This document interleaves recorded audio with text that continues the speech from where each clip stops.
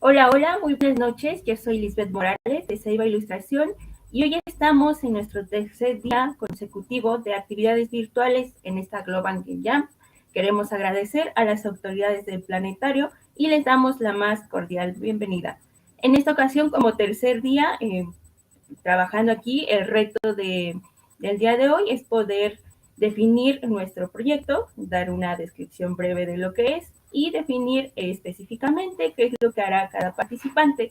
Pero el día de hoy también tenemos nuestra segunda masterclass con una invitada muy especial, Raquel Ayala, de Video Game Academy, donde queremos agradecer por patrocinar esta charla. Muy buenas noches, Raquel, ¿cómo estás? Hola, ¿qué tal? Buenas noches. Pues muchas gracias por la invitación y pues es un honor para mí estar aquí en representación de Video Games Academy y de Games Room Entertainment. Espero que les guste mucho lo que vamos a platicar hoy. Claro que sí. Hoy nos vas a platicar sobre narrativa y bueno, queremos que te presentes, por favor, nos platiques un poquito sobre ti. Sí, claro que sí. Bueno, pues como ya vieron, ya dijeron, pues mi nombre es Raquel Ayala. Yo soy licenciada en Letras Latinoamericanas. Yo me gradué de la Universidad Autónoma del Estado de México. Y aproximadamente como en 2008, por azares del destino, salgo un poco como de mi rubro de la literatura, etcétera, y me dedico al cine. Empecé como asistente de producción ahí, después me especialicé más bien como en producción, pero pues obviamente por mi perfil académico, muchos de los compañeros del gremio de la industria cinematográfica pues me pedían asesorías para que les revisara sus guiones, y pues así es como entro yo a la parte del guionismo. Y bueno, posteriormente, bueno, yo siempre he sido como gamer desde muy chiquita, y surge la oportunidad de estar en Video Games Academy como docente de storytelling. Y bueno, eso es lo que he estado haciendo con Video Games Academy desde hace, que serán como unos 3 años. Y bueno, pues estoy en eso. Ahorita pues me dedico a hacer script analyst, script doctor de guiones, tanto para cómics, videojuegos, películas, cortometrajes, series, todo lo que sea el mundo audiovisual. Soy parte de la mesa directiva de Mujeres en el Cine y la Televisión desde, bueno, en la mesa directiva estoy desde 2022 y en la asociación como socia estoy desde 2018. Y también soy parte de Tinta, que es el gremio de guionistas audiovisuales de México. Es una asociación también, y pues ahí estoy desde el año pasado que inició la asociación. Y bueno, ese es como a grandes rasgos mi trayectoria. Sí, qué increíble. Y pues hoy nos vas a platicar sobre el monomito y la construcción de historias, ¿no? Pues Sí. paso es todo tuyo, bienvenida y pues adelante. Gracias. Muchas gracias. Sí, justamente me gusta mucho este tema porque tiene mucho que ver no solamente con la creación de videojuegos, sino que es aplicable a distintos formatos de creación de historias. Entonces, bueno, espero que les guste. Justamente vamos a platicar del monomito y cómo es que con esto podemos construir historias. Pero bueno, como encuadre, para poder empezar bien y que todo el mundo estemos como en la misma sintonía, es importante que pensemos de dónde es que surgen las historias que contamos como seres humanos. Y bueno, eso tiene una respuesta muy, muy sencilla. Todo surge de la necesidad del ser humano por contar historias.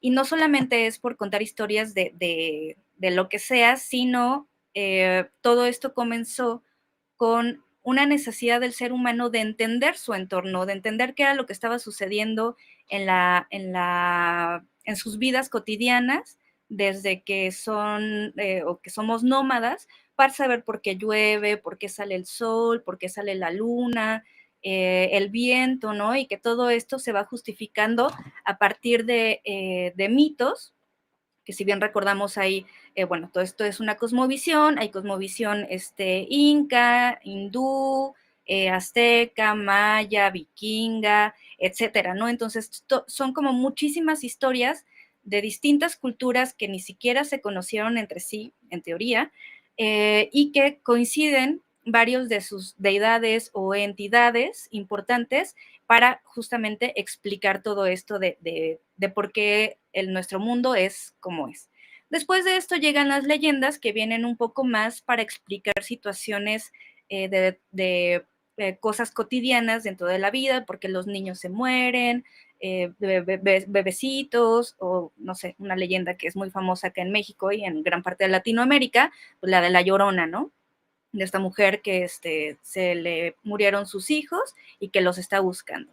Y bueno, ya como parte de la evolución de las sociedades, como las conocemos actualmente, pues surgieron las epopeyas. Las epopeyas eran prácticamente historias que se contaban de región en región, que en muchos casos, seguramente muchos de ustedes ubican o recuerdan a los juglares. Los juglares eran estos como trovadores que iban dando las noticias de que el rey de no sé qué hizo tal cosa, ¿no? Y iban de pueblo en pueblo contando para que la gente se enterara de lo que estaba sucediendo en el reino, por así decirlo. Entonces, bueno, de ahí surgen muchas de las historias que tenemos en nuestra actualidad. Y bueno, obviamente la mitología siempre va a estar muy presente en todas las historias que nos encontremos o que queramos escribir en el mundo. Y bueno, esto que les estoy platicando de que las historias se contaban como de boca en boca, que pasaban de persona en persona, de hecho fue gran parte más bien el trabajo que hicieron los hermanos Grimm fue recabar estas historias que se transmitían desde la oralidad, que esto se le llama tradición oral, se transmitían verbalmente de persona en persona, y ellos lo que hicieron con su compendio de cuentos e historias es justamente tomar estas historias que se contaban para escribirlas en un libro. No son historias que ellos se inventaron y escribieron, sino que ellos visitaron distintos lugares, platicaron con muchas personas y de ahí las traspasaron al libro.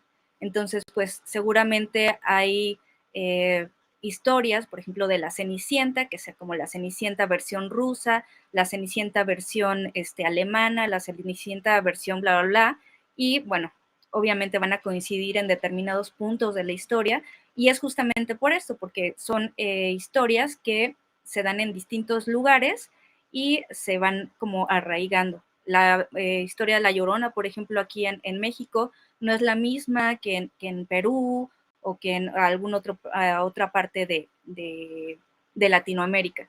Entonces, esto es súper interesante porque lo que nos refleja es justamente que cada región, cada cultura, cada comunidad o sociedad tiene una necesidad de explicar su vida cotidiana a partir de determinados puntos estratégicos que, como bien lo ven en pantalla, es la identidad cultural, la memoria colectiva y el fin pedagógico.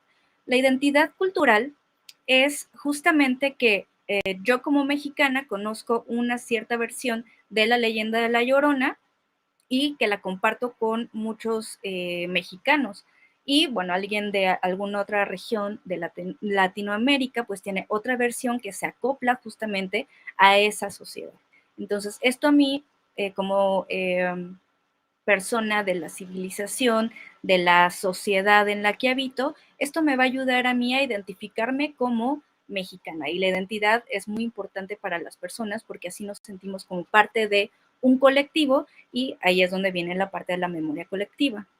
La memoria colectiva nos va a ayudar para reafirmar esta identidad cultural, para saber quiénes somos, por qué estamos aquí y explicar pues la vida, como les decía hace ratito, desde nuestra perspectiva como mexicanos. Que bueno, esto también varía, no solamente o sea, no es como una única historia en México, sino que también, por ejemplo, en Yucatán pueden tener alguna versión y que esto justamente tiene que ver con las cosmovisiones, no es lo mismo la cultura maya que la mexica, por ejemplo, ¿no? Porque son civilizaciones totalmente distintas que si bien comparten un territorio, pues tienen como cosmovisiones totalmente diferentes. Entonces, esta memoria colectiva me va a ayudar a mí a identificarme como de determinada región. Y bueno, también aquí entra la cuestión de los acentos, de los modismos, etcétera, que se dan en distintos espacios. Y bueno, también estas historias que contamos tienen un fin pedagógico que justamente tienen que ver con que nos enseñan algo, no solamente es, pues el dios de la lluvia hace que llueva y ya, ¿no? Sino que también hay como una enseñanza y la lluvia nos sirve para cultivar, nos ayuda a la agricultura y bueno, hay como toda una historia ahí súper interesante de cómo es que surge la agricultura y que a partir de esto cambiamos de ser nómadas a sentarnos en determinados lugares y eso hace que las sociedades se vayan conformando de la manera en la que la conocemos hoy. Entonces, con esto lo que les quiero platicar es que el contar historias no solamente es, ay, pues a mí me gusta mucho la vida de mi abuelito y la voy a contar, sino que siempre va a haber un trasfondo más allá de lo que nosotros como creadores y creadoras podemos tener. Entonces, cada que vayan a escribir una historia, piensen mucho en esto, en cuál es el mensaje que quieren transmitir a las personas. Y esto nos lleva justamente a la parte del storytelling, que el storytelling, si bien es la narrativa, pues sí funciona de esta misma manera, o sea, tiene los mismos elementos que en la tradición oral, pero tiene una finalidad diferente. Sí comparte los elementos que les acabo de platicar, pero como ya no es necesario en la actualidad contar historias para explicarnos el mundo, porque pues ya hay avance tecnológico, hay ciencia, bueno, ya dije tecnología, etcétera, pues ahora vamos a usar las historias para poder comunicar determinados pensamientos o inquietudes que como seres humanos queramos transmitir. Y parte de esto, o sea, una historia, una buena historia, lo que tiene que hacer es conectar con las personas. Y la manera en la que entre personas conectamos, no importa si es de aquí de México o estamos en China, las emociones y los sentimientos siempre van a ser ese punto de conexión entre todos nosotros. Cuando alguien llora de tristeza, estamos totalmente conscientes de que está llorando de tristeza. O cuando alguien está enojado, sabemos que está enojado por determinada situación, aunque no hablemos el mismo idioma, ni entendamos pues, sus palabras o la situación que está viviendo, sabemos que está enojado. Entonces, es muy importante recalcar que las emociones siempre van a ser muy importantes al momento de escribir. Y bueno, todo esto lo tenemos que hacer porque ahora lo que hacemos es pues vender nuestras historias, lo que tenemos en nuestra cabeza con todos estos elementos y lo que les voy a platicar más adelante, la idea es venderlo y obviamente pues que el público lo consuma, no importa si es un videojuego, una película, un cortometraje, un libro, lo que sea, el punto es justamente ese, ¿no? Igual no hablo como de vender justamente como en el sentido monetario, sino de que me compre la idea el público, de que sí entiendan lo que yo estoy tratando de transmitir y de que conectemos y las personas nos sintamos o se sientan identificadas con lo que yo estoy contando. ¿Todo bien hasta aquí? Sí, sí me voy explicando. ¿Tienen alguna duda? Porque por cierto, olvidé mencionarles, si tienen alguna duda, pueden escribirlo en el chatcito y ya me irán avisando sobre las preguntas que ustedes escriben en el chat. Entonces, bueno, siéntanse en la confianza de hacerlo. Bueno, en cuestión de los videojuegos,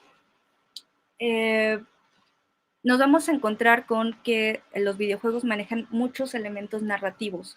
No solamente son las mecánicas y la jugabilidad, que eso, bueno, es un poco más técnico, sino que también tenemos otros elementos que vienen tanto de la literatura como del cine, que la fotografía y la pintura también.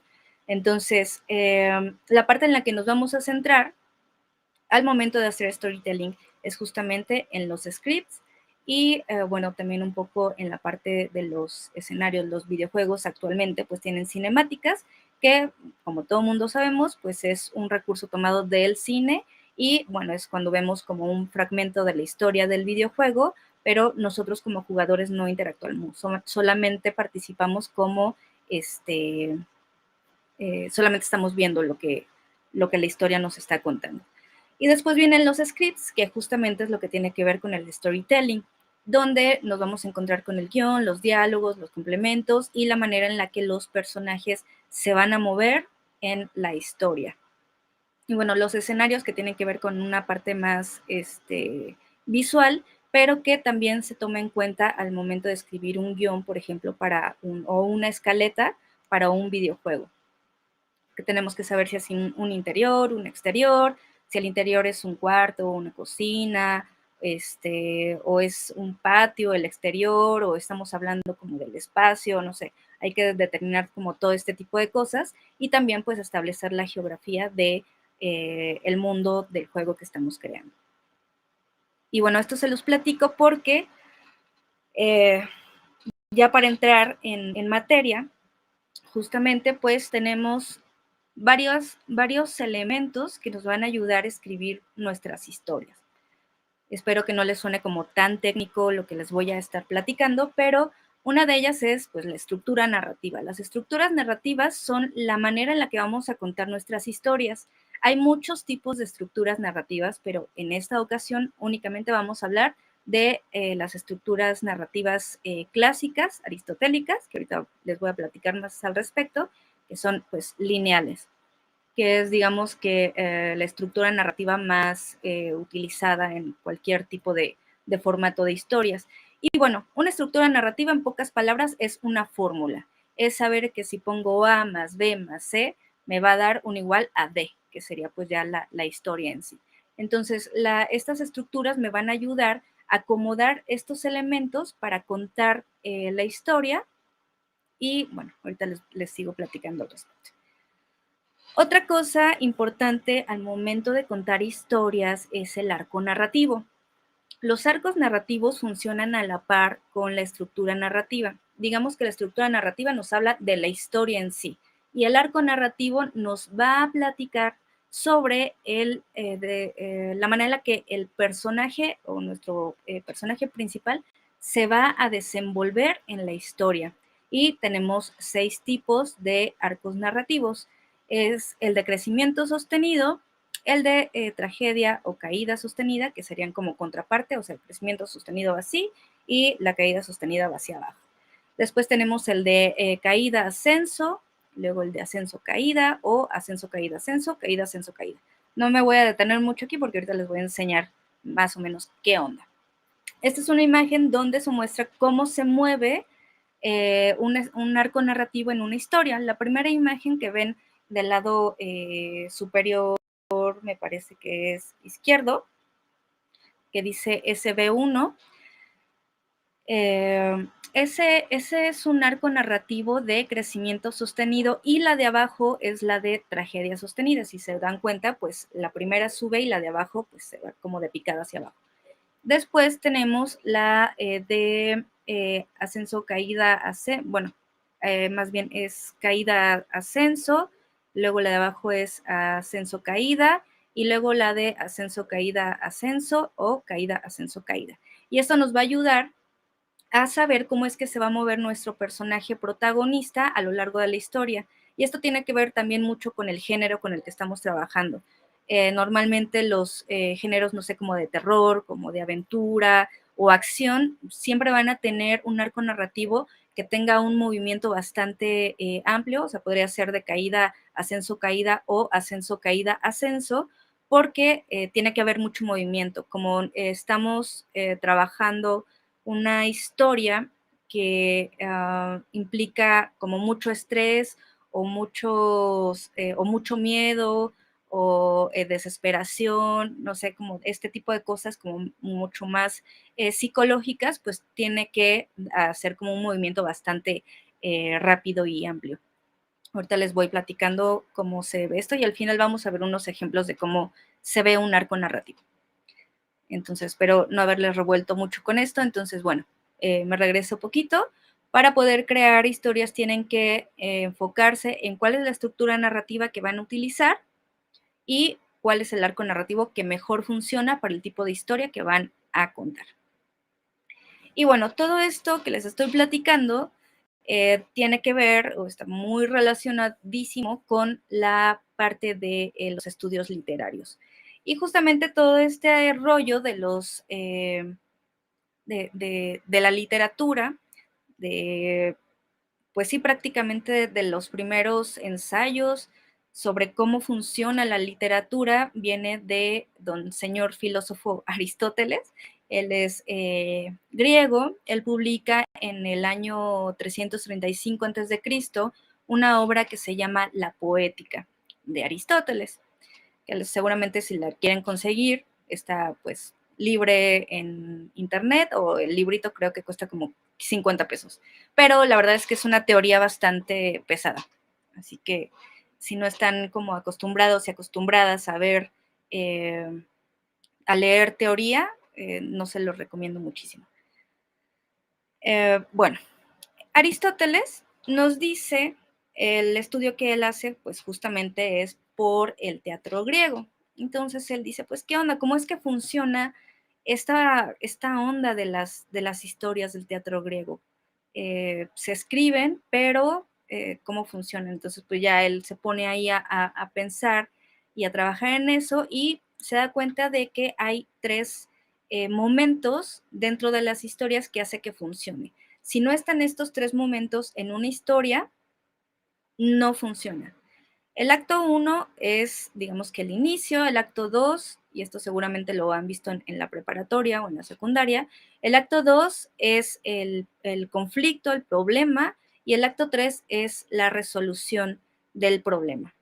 Pero cada uno de estos tres actos tienen distintos momentos donde, que son claves al momento de contar una historia. Aquí en la imagen, que les estoy enseñando, dice el incidente o el incitador. Este incidente o este incitador es un punto clave que se presenta al inicio de una historia y seguramente ustedes tienen ejemplos súper clarísimos de, no sé, una película tal vez, que le pusieron play y pasaron 10 minutos y están ustedes de como que, ¿y esto qué, no? ¿Hacia dónde va? Y es justamente porque le faltó el incidente o el incitador. Este incidente o incitador tiene que estar en los primeros minutos de la historia o en las primeras páginas de una novela o en la primera página de un cuento pequeñito. Entonces, este incidente es un momento que va a suceder y que a mi público lo voy a enganchar. Que se queda así como, ¿qué onda? ¿Qué onda? ¿Qué fue lo que pasó? ¿Por qué está sucediendo esto? ¿Por qué este personaje está en esta situación? ¿Cómo lo va a resolver? Etcétera. Cuando ustedes tengan como este tipo de reacción ante una historia, es que justamente se trabajó muy bien el incidente o el incitador en la historia. Entonces, esto es para que nos enganche como público.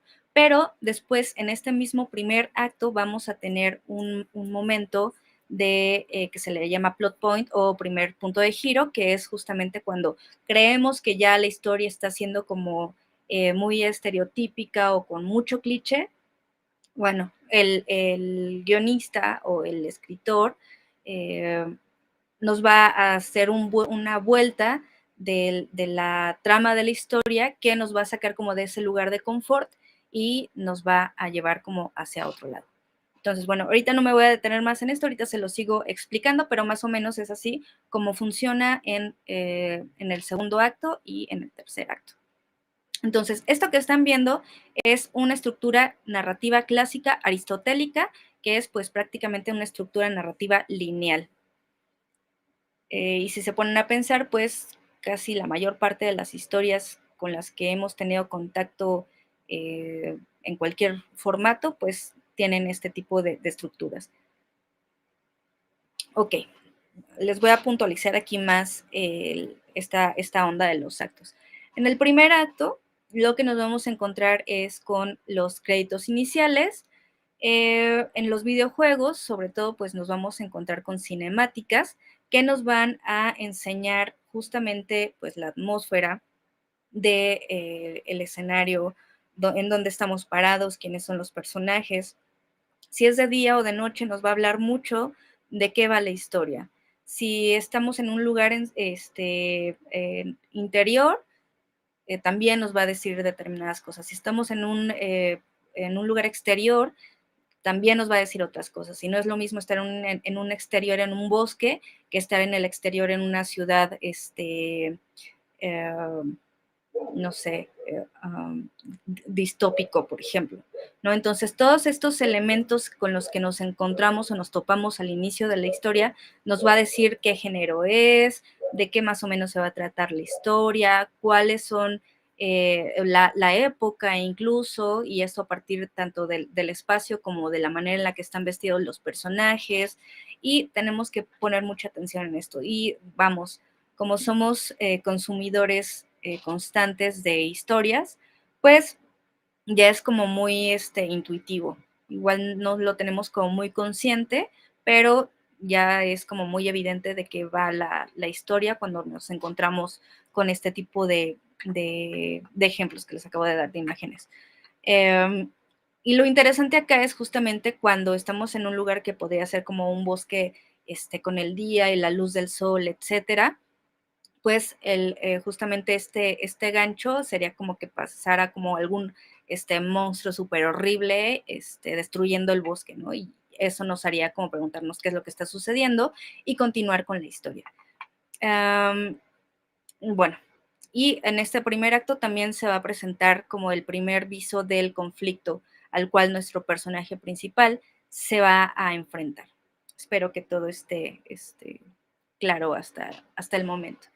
Después tenemos el segundo acto, o pues el acto, que es justamente donde lo que vimos en el primer acto se va a intensificar. Vamos a sentir que nuestro protagonista, nuestro personaje, no va a poder salir como de esa encrucijada en la que está.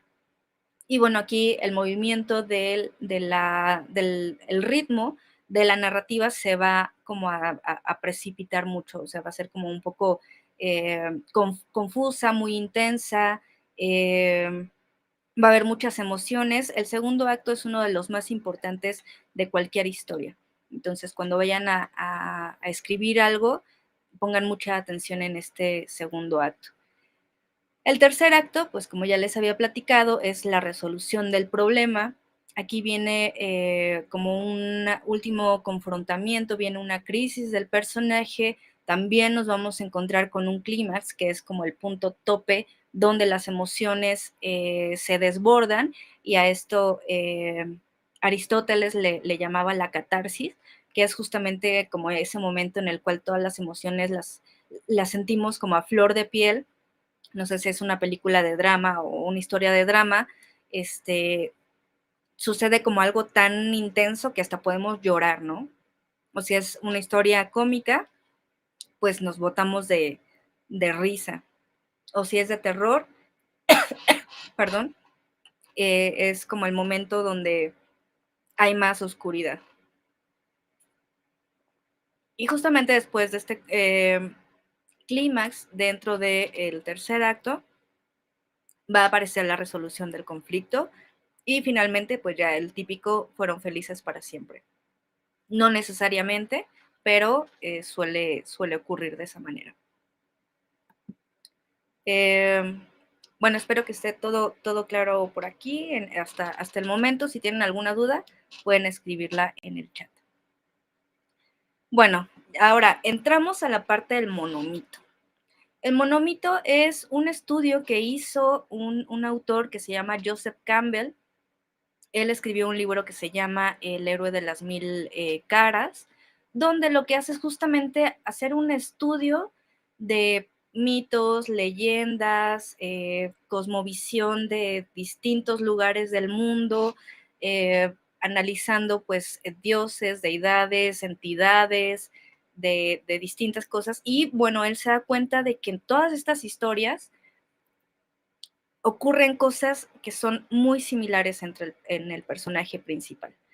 Y a partir de esto, él pues quiere ahondar más y hace como una definición de los momentos que vive un personaje héroe. Y también, pues, pese a que sea una de las estructuras narrativas, porque el viaje del héroe es una estructura narrativa, también es clásica y también es lineal, es que justamente la historia, aunque tenga los mismos pasos, aunque los héroes de cualquier historia que se puedan imaginar hagan lo mismo, lo que va a cambiar es justamente la manera en la que uno como creador, como escritor o escritora, le pone. Y también eso tiene mucho que ver con la interpretación que el público le dé de determinadas cosas. Siempre la escritura, la narrativa, el storytelling va a tener mucho de metáforas, de simbolismos, de cargas psicológicas, que justamente también Joseph Campbell, para poder crear este análisis, pues se mete mucho con las teorías de Jung, que pues, si bien saben es un psicoanalista, y de Nietzsche. Entonces, el viaje del héroe o el monomito de Joseph Campbell tiene mucho que ver con el psicoanálisis y también con la filosofía. No es un texto sencillo, es también un texto teórico bastante complicado, pero bueno, aquí les voy a simplificar un poco la información.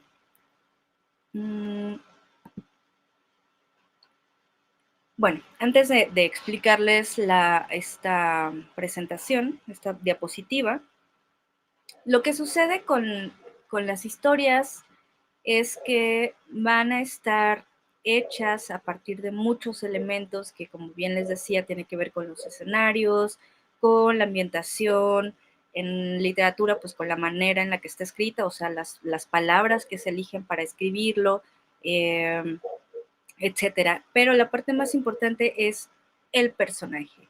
Y tenemos distintos tipos de personaje. Tenemos personajes principales, que son el protagonista y el antagonista. El protagonista es aquel personaje con el cual vamos a tener contacto en toda la historia. Es decir, vamos a seguir sus pasos de muy cerca. Y el antagonista es aquel personaje que se va a contraponer a lo que nuestro personaje protagonista quiere, desea y necesita. Entonces, esto no quiere decir que el protagonista sea necesariamente el bueno y el antagonista sea el malo. Bueno, más adelante les voy a platicar por qué de esto. Y también tenemos a los personajes secundarios, que bien podríamos decirles que son como los personajes que trabajan de la mano del protagonista o del antagonista.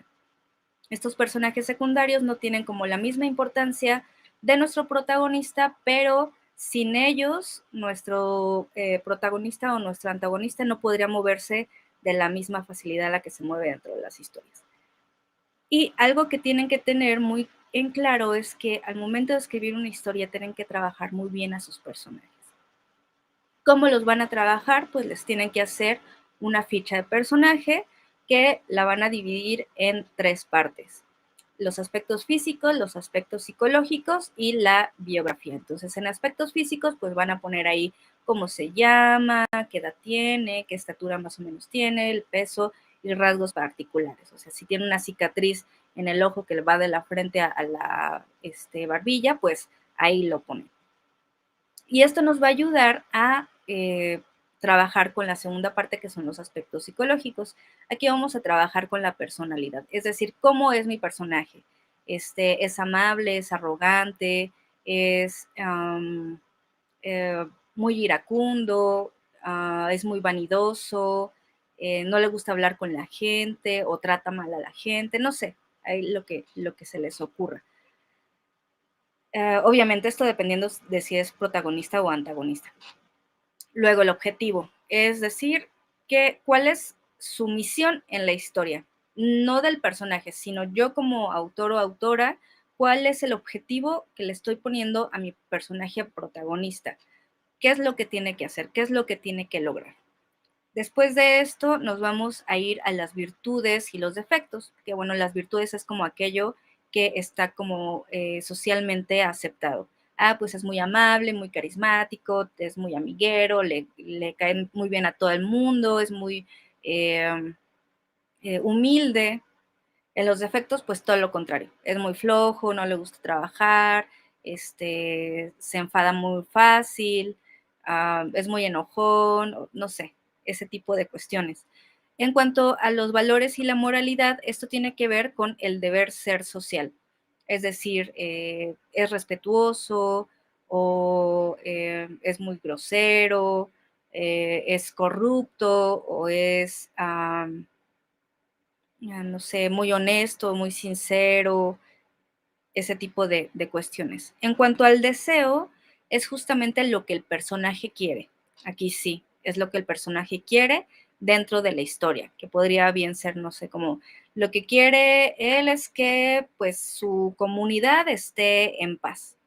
Entonces, ese deseo se tiene que conjuntar con el objetivo que estoy colocándole arriba dentro de la historia. Entonces, si el objetivo es que tiene que rescatar al rey de la comunidad porque se lo llevó el maloso de la historia, entonces el deseo sí podría ser que pues su comunidad, su grupo, estén pues en paz, ¿no? Y esto lo va a obtener a partir del rescate del rey de su comunidad. Y su miedo, pues sería justamente que no pueda lograr o no pueda conseguir la paz de su comunidad por X o Y razón. Y la biografía es pues justamente desarrollarle una historia de vida, en dónde nació, si tiene padre y madre, si no tiene, si es hijo único, si tiene hermanos, qué lugar de la familia ocupa, si estudió o no estudió, qué ocupaciones tiene, a qué se dedica, y así, ¿no? Contar su historia hasta el momento en el cual empieza la historia que vamos a contar y hasta donde termina. Aquí esta parte es muy importante porque no siempre, no todas las historias que vayamos a escribir nos vamos a contar la vida del personaje desde que nace hasta que muere, sino que nos vamos a centrar en un punto de su vida, pero esto como creadores, como escritores, como guionistas, como storytellers, sí tenemos que tener muy en claro quién es nuestro personaje, porque así vamos a poder determinar las acciones que va a hacer o no hará a lo largo de la historia. Y esto nos va a ayudar a mantener la congruencia, porque de repente hay momentos en los cuales nuestro personaje tendría que haber reaccionado de determinada manera y no lo hizo. Entonces, ese tipo de detalles hacen que nuestras historias se caigan. Y bueno, también es importante que sepan que existen dos tipos de personajes. Unos son los personajes estereotípicos y otros son los personajes arquetípicos.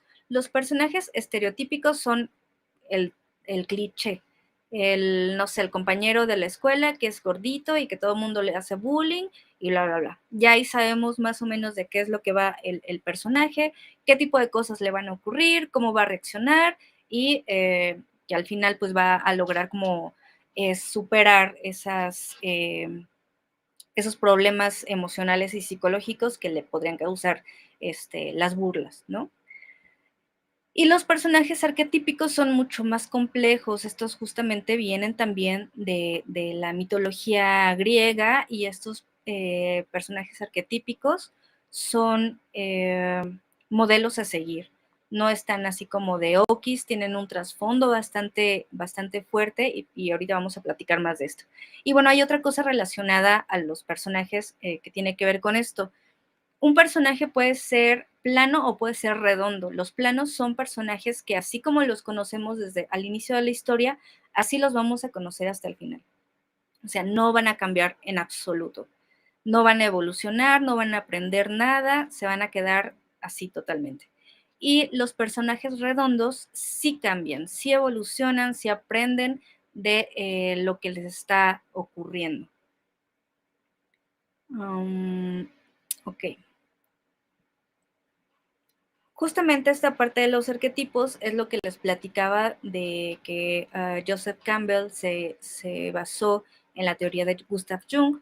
Gustav Jung tiene también una teoría de los arquetipos, donde define 12 arquetipos, que obviamente pues uno de ellos es el héroe. Si quieren saber más al respecto de los arquetipos, pues búsquenlo simplemente de esa manera y podrán obtener más información respecto a cómo se mueve este personaje. Y bueno, justamente por esto mismo es que son modelos, no pueden cambiarse, sí pueden trabajarse de distintas maneras, pero no cambian. Siempre van a tener como las mismas pautas en cualquier tipo de historia que tratemos. Y bueno, el héroe, como bien sabemos, es un personaje que tiene que ser fuerte, que tiene que defender a los demás, que es muy virtuoso, es muy amable, siempre necesita que haya justicia, que haya paz, que todo esté como en equilibrio, que haya igualdad. Normalmente no le gusta la gente que tiene poder, que es muy arrogante porque se sale como de su moral o de sus valores. Y justamente a partir de esto es que vamos a crear o tenemos el objetivo del héroe. Como ya bien lo dije, el objetivo es ayudar a los demás y proteger a los débiles. Su miedo es pues justamente lo contrario al objetivo, ¿no? Que no pueda defender a los demás porque pues no es fuerte, sino que es débil y no es valiente, sino que es súper miedoso. Entonces, su miedo es como la contraposición también de su objetivo. Su debilidad es que suele ser como arrogante,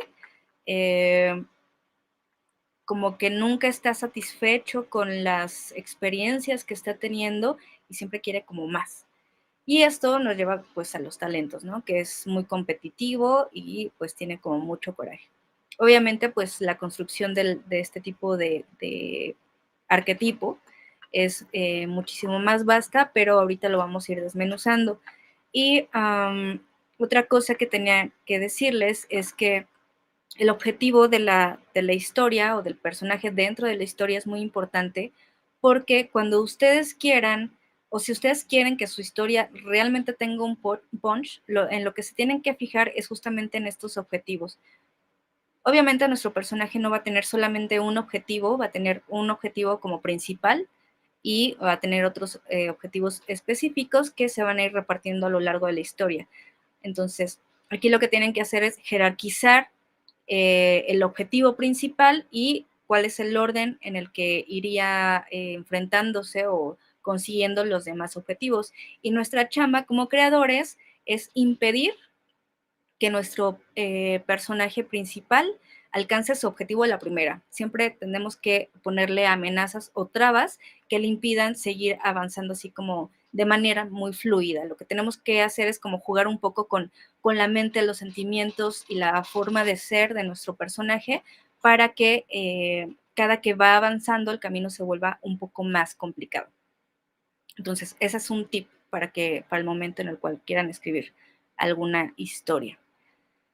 Y bueno, esta es la estructura, así se ve la estructura del viaje del héroe de Joseph Campbell.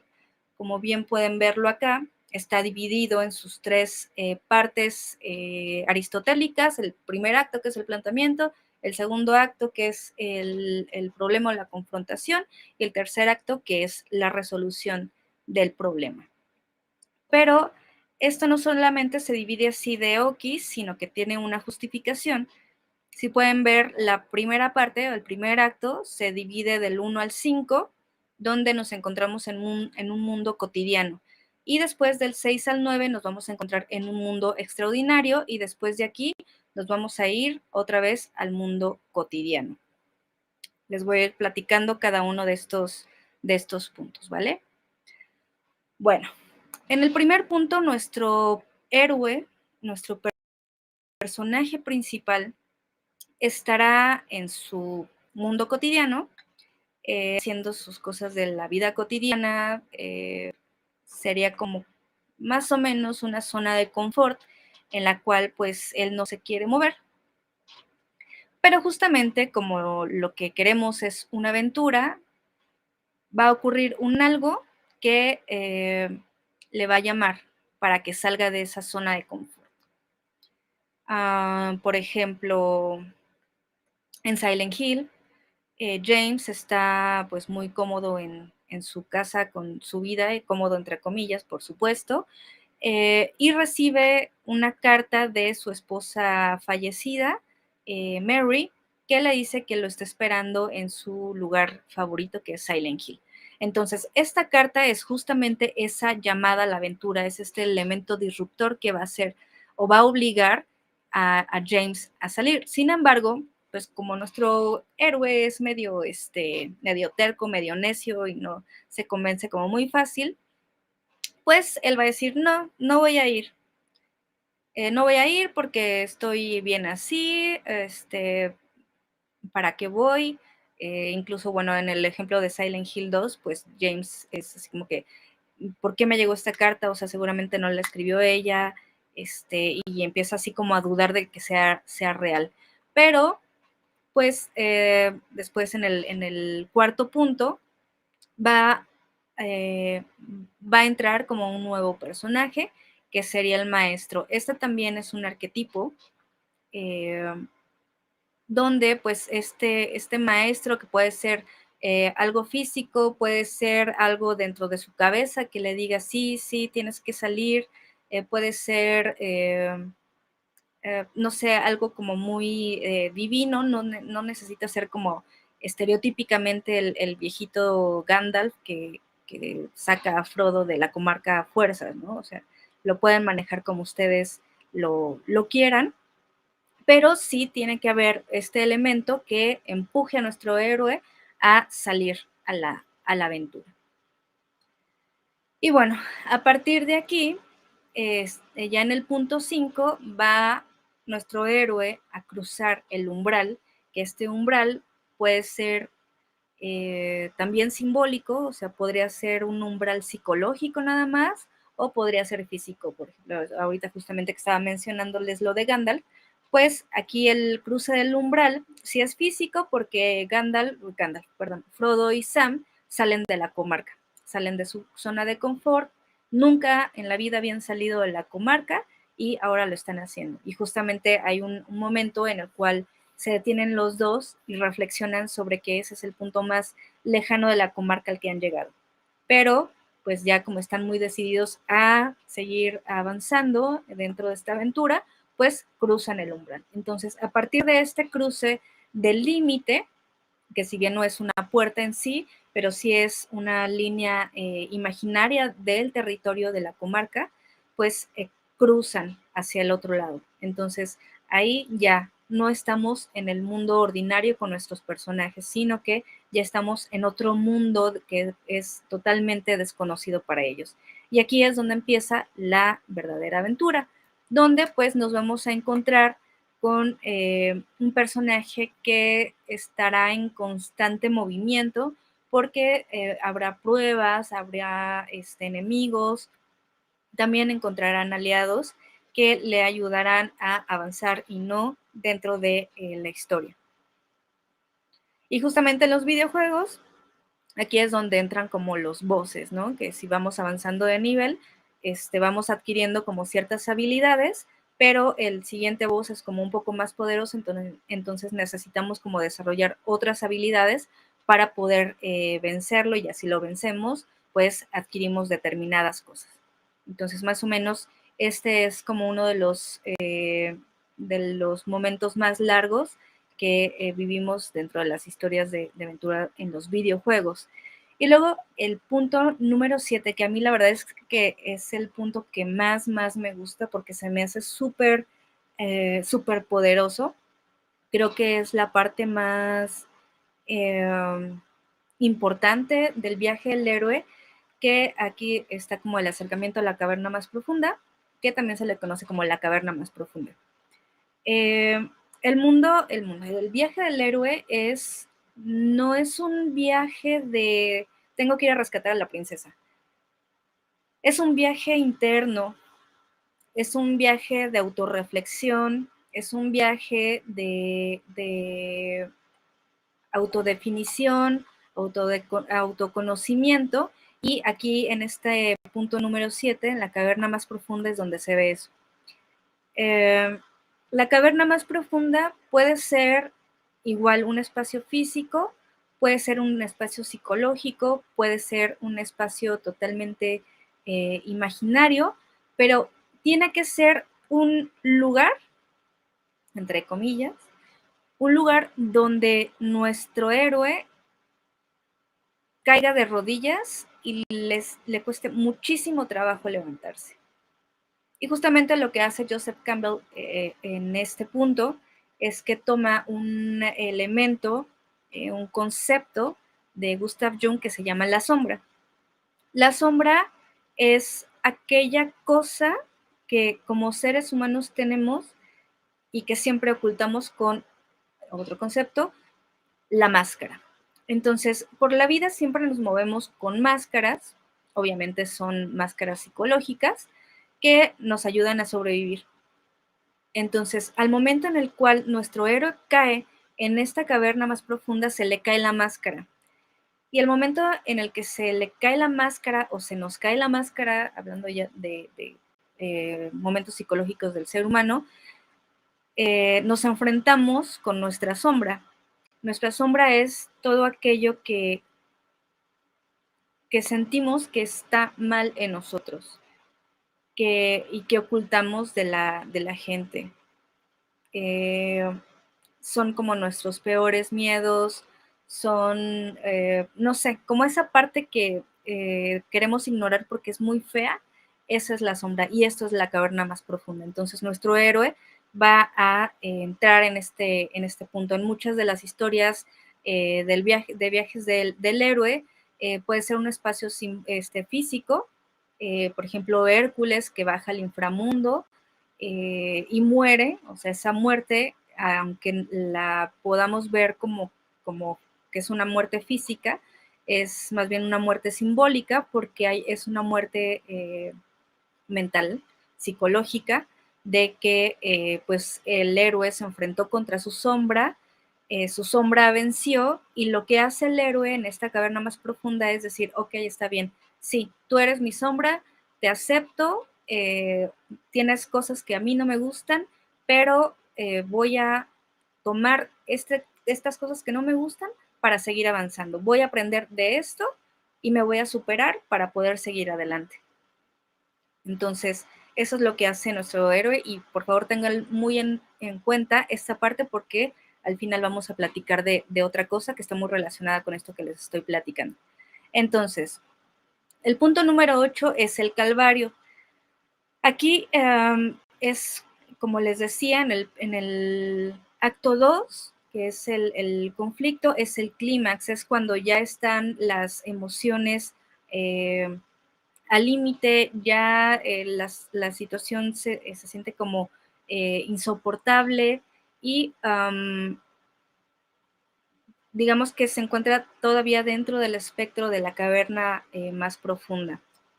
Es justamente el momento antes en el cual el héroe toma todas las fuerzas que tiene y puede salir adelante. Entonces, digamos que el punto número 8 está relacionado con el 7, en el mismo espacio podría ser, tanto simbólico como físico, ahí sí depende de ustedes, y pues va a lograr salir de ese punto. Y luego tenemos la recompensa. Pues normalmente, como les digo, que el viaje del héroe no solamente es de tengo que ir a rescatar a la princesa y devolverla a su reino, sino que es más bien un viaje de autoconocimiento, pues no solamente la recompensa del héroe será algo físico, ya sea la super espada o la princesa o, no sé, una habilidad súper buenísima, no sé, o sea, como que va más allá. La recompensa es justamente el aprendizaje. Y por eso el viaje del héroe nos habla de un personaje redondo, porque nuestro personaje, nuestro protagonista, tiene que aprender de todo lo que está viviendo y aplicarlo a la vida. Entonces, digamos que la mayor recompensa del héroe es esa. Eh, Muchas veces en las historias les digo que viene la recompensa como algo físico, pero aunque veamos la espada, pues eso tiene un simbolismo detrás, ¿no? Una metáfora. No siempre es como el corazón del dragón y ya, va como más allá. Entonces también la construcción de historias tiene que ser forzosamente una investigación de cómo se va a mover, porque todo tiene que estar justificado. Y bueno, ya después, aquí ya cruzamos el umbral del mundo extraordinario y nos vamos al mundo ordinario, donde, bueno, nuestro héroe regresa al mundo, a Ya su tenemos mundo. aquí, perdón que te interrumpa. Sí, dime. Ya tenemos Ok, y sí, adelante. de acuerdo. Pues Benjamín Sepúlveda nos pregunta que para entender el viaje del héroe. Ok.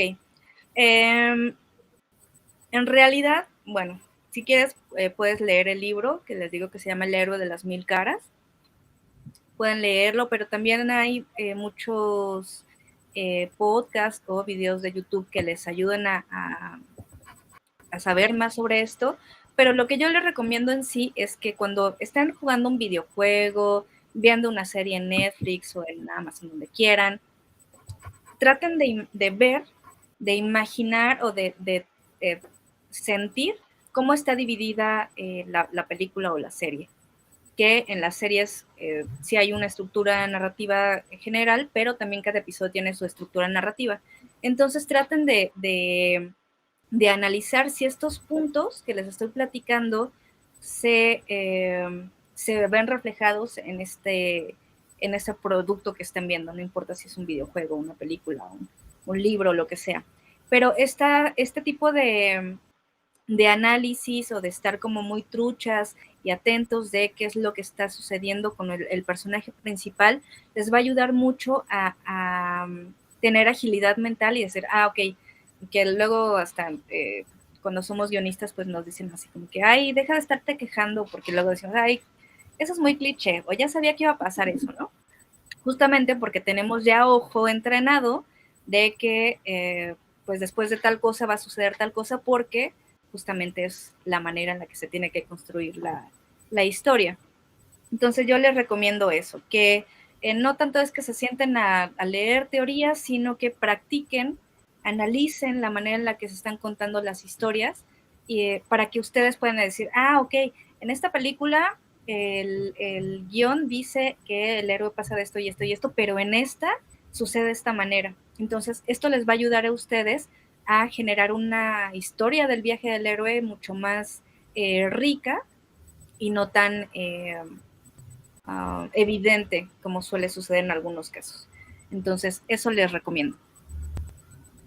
Ok, aquí hay otra pregunta. Dice, ¿el mentor debe ser un elemento externo siempre? Nos pregunta Rafael Peña.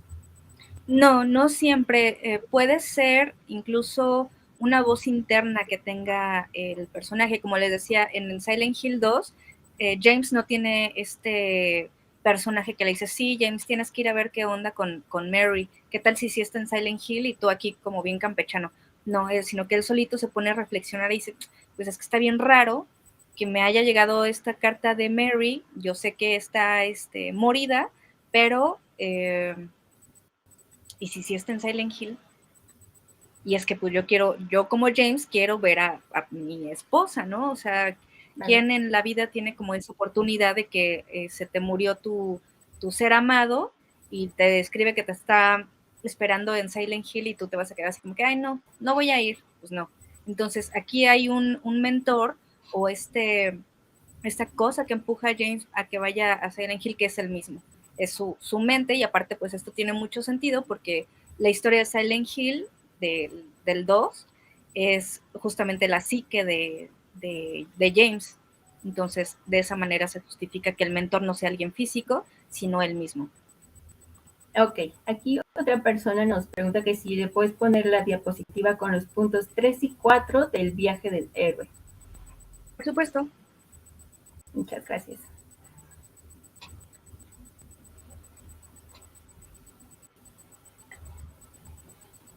Que es justamente lo que les platicaba, que va a haber un rechazo de la llamada. O sea, el héroe va a decir, ay, no voy a ir, ¿para qué? Pero después hay un algo que dice, sí, ¿cómo que no vas a ir? Tienes que ir a fuerza. Porque si no va, pues obviamente no habría historia. Entonces, tiene que estar este elemento. Sí, claro. Y bueno, podemos continuar. Muchas gracias. Ok, perfecto. Cualquier otra duda que tengan, con toda confianza, ahí escriban y y platicamos. Ok, bueno, estos ya son los últimos 2 puntos. Hay una resurrección del héroe que, como bien les decía, no es necesariamente que muera y vuelva a nacer. Perdón, es que justamente ayer estaba preparando la presentación, bueno, ajustando cosillas, pues justamente y no me vayan a regañar, por favor, pero la historia de Jesucristo es justamente una historia del viaje del héroe, donde pues vemos que Jesucristo resurge, o sea, renace, y pues continúa ahí como la historia, ¿no? Y esta muerte es simbólica totalmente. Y la resurrección es justamente porque hay una frase de Heráclito que dice que un hombre no puede ir 2 veces al mismo río porque ni el hombre ni el río son los mismos. Entonces, esto es totalmente aplicable al viaje del héroe. Cuando una persona se encuentra en un conflicto, y ahorita les voy a poner un video que lo explica mejor, cuando una persona se encuentra en un conflicto y está como martirizándose porque no encuentra una solución, pero de repente la encuentra y agarra como todas las herramientas que tiene a la mano, ya sean psicológicas, emocionales, personas queridas, allegadas, se agarra como de todo eso y aplica las cosas que tiene ahí a la mano para poder salir de ese problema. Entonces, eso es una resurrección y eso es algo que a todo mundo nos ha pasado, y por eso también es como parte del clímax de la historia, esta parte, porque es cuando todo parece como muy oscuro, pero vemos la luz al final del túnel, nos agarramos de la luz y salimos al exterior. Entonces, es muy importante que también esto no se les olvide. Y que, vamos, el viaje del héroe es algo aplicable a nuestras propias vidas, por eso es tan usado, porque podemos conectar de manera inmediata con todo lo que le sucede al personaje. Entonces, también analicen este tipo de cosas en sus propias vidas. Y luego, bueno, ya el regreso con el elixir es ya pues el punto final donde nuestro héroe ya está en su lugar de origen.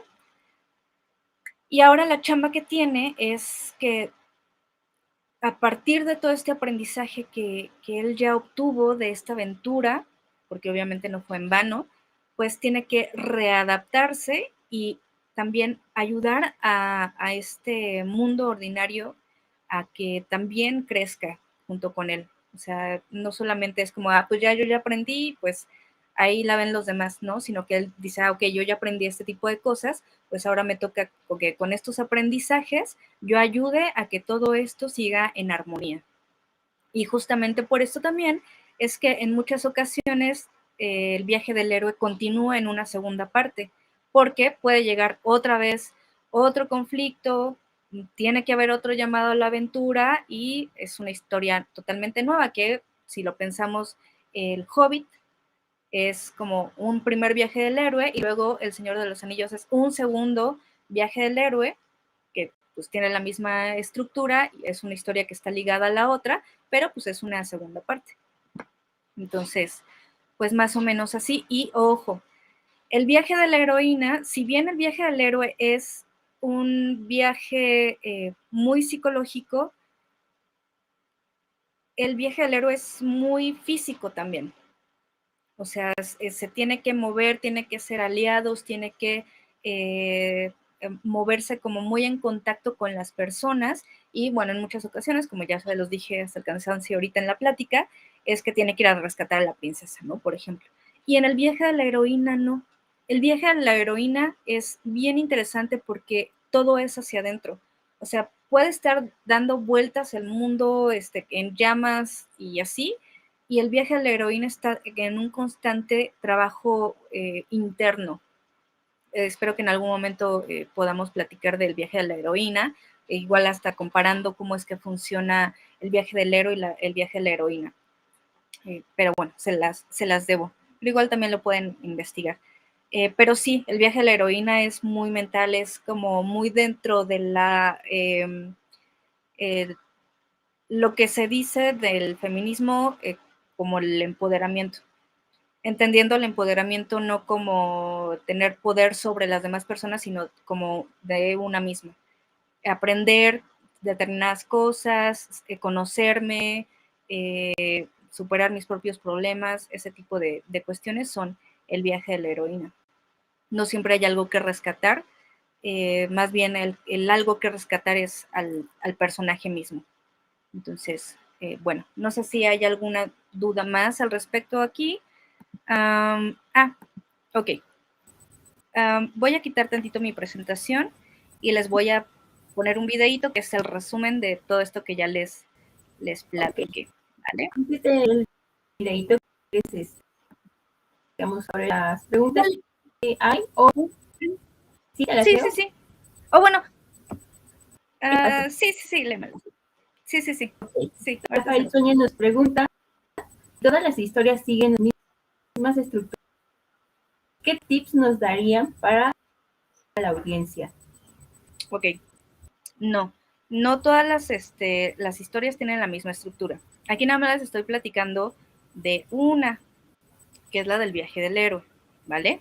Y que, como bien les decía, es una estructura tradicional aristotélica lineal.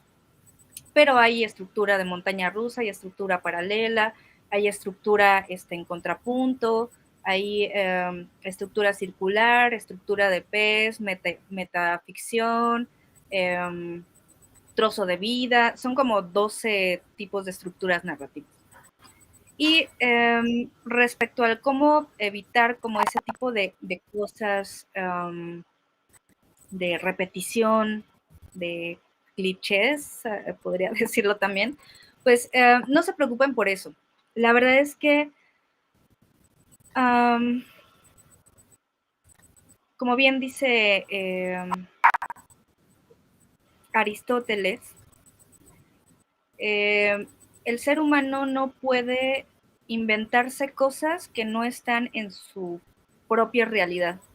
Entonces, por más que ustedes quieran crear un monstruo con 20,000 patas y 100,000 ojos, que es color verde con morado y que escupe fuego, o sea, como muy raro, pues, aparentemente muy raro, pues siempre esas referencias de ese monstruo súper rarísimo, que igual ni siquiera es del planeta Tierra, pues va a estar referenciado a nuestra realidad como seres humanos. Entonces, lo que va a hacer que sus historias sean particulares es lo que ustedes tienen en la cabeza. O sea, el horizonte de expectativas y el espacio de experiencias que ustedes tienen como seres humanos es lo que les va a ayudar a tener esta historia que no sea como cliché. Lo que tienen que aprender es a cómo contarlo.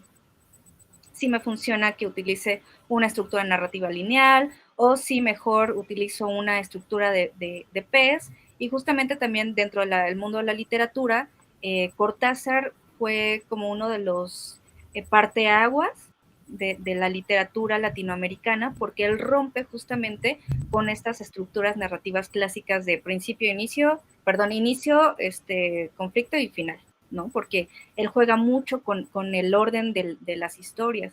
Y es algo que vemos mucho en las películas también, ¿no? Que vemos que empieza la película, pero después ya nos fuimos al pasado, de lo que pasó de no sé qué. Ay, pero luego ya nos fuimos al futuro, ¿no? Que esto se le llama flash forward y flashback. Incluso les invito, ahorita que está muy de moda la onda de las historias interactivas, vean una serie en Netflix que se llama Caleidoscopio, que se supone que la propuesta es que cada persona que ve esta serie ve los capítulos en distinto orden. Los capítulos se llaman por colores. Y no importa cómo es que vean los capítulos, la historia se entiende de la misma forma. Entonces, analicen cómo está construido eso, que también es una estructura del viaje del héroe, pero contado de una manera diferente. Entonces, no se preocupen de si es cliché o no, y también, pues siempre cuando uno empieza a escribir historias, va a escribir a partir de lo que se sabe. El trabajo realmente importante es como la talacha que se le hace a los textos. Excelente. Ya después de que hagan su primer borrador, después lo dejan un rato, un mes, después lo vuelven a tomar y lo vuelven a leer y se van a dar cuenta, ay, aquí esta palabra lo puse mal, ay, aquí repetí mucho que, ay, aquí hice esto, ¿no? Y ya, o sea, como con estos nuevos ojos le hacen otra talacha y ya van a ir mejorando su texto. Normalmente los guiones tienen al mínimo unos 10 borradores antes del borrador final ya para trabajar. Entonces, la escritura es un proceso, no se sientan como obligados a ya me senté a escribir, ya está listo. Denle su tiempo. Excelente. Tenemos otra pregunta de Víctor Rodríguez y dice, y en casos como en el de Dark Souls, donde no hay una motivación tan clara en concreto, dice, bueno, por lo menos no está tan claro para mí. ¿Dónde entran estos puntos? Espero que no esté tan rebuscada la pregunta. Ok. La verdad es que no he analizado Dark Souls. Necesitaría sentarme a analizarlo. No te quiero mentir, pero en los videojuegos es un poco raro porque hay videojuegos que tienen como la historia muy... O sea, es un videojuego con historia. Y hay otros videojuegos que son videojuegos con, sí, una historia, pero muy poquitita. Y hay otros que de plano es pura mecánica y jugabilidad. Entonces, necesitaría saber si es una historia en sí o si es una historia como medio contadilla ahí para poderte decir. Y también lo que sucede es que suelen hacerse como los puntos no tan evidentes, así como se los estoy contando yo, sino que sí necesitan como un análisis, sentarse a decir, ok, aquí este es el punto número 1, ok, este es el 2, o este es el 3, y así, ¿no? Y hay momentos en los cuales no es como muy evidente. Por ejemplo, lo que les platico de James, del mentor, que no es un mentor físico, sino que es el mismo, pues a simple vista parece que no hay un mentor, pero ya si te sientas y analizas, te das cuenta de que sí existe. Entonces, tendría que sentarme a analizarlo para poder responderte tu pregunta. Lo siento. Sí, claro. Por ejemplo, hace rato teníamos un comentario que decía justamente de esta parte, que él en su percepción lo veía como algo externo y no algo como interno, ¿no? Sí, así es. Y es que también es bien complicado en determinados momentos porque hay muchos simbolismos, muchas metáforas, etcétera, y eso, es un recurso narrativo justamente para que no sea evidente lo que va a suceder. Entonces eso nos ayuda como a enmascarar qué onda, y así ya ustedes no dicen, bueno, ya después de esto va a pasar esto y bla, bla, bla. Sí. Sino que está ahí como medio velado. Es parte de la trampa. Tenemos otra pregunta y nos dice, entonces los juegos de Tomb Raider con Lara Croft tienen una estructura diferente con el viaje de la heroína. Sí, el de Lara Croft es Viaje del Héroe, no es Viaje de la Heroína, es totalmente Viaje del Héroe. Sí, y ojo, y qué bueno que preguntas eso, Víctor, porque o sea, si digo el Viaje del Héroe no implica que el personaje sea hombre. O sea, puede ser el Viaje del Héroe que lo esté llevando una chica, pero el Viaje de la Heroína sí es únicamente para un personaje de mujer. Entonces, aquí en Lara Croft es Viaje del Héroe, como tal. Súper. Y tenemos aquí otra pregunta de Marcos Álvarez, y dice, ¿la perspectiva narrativa también influye en qué tipo de juegos queremos crear? Sí, totalmente. No es lo mismo crear un videojuego de terror que de aventura, o no sé, un thriller psicológico con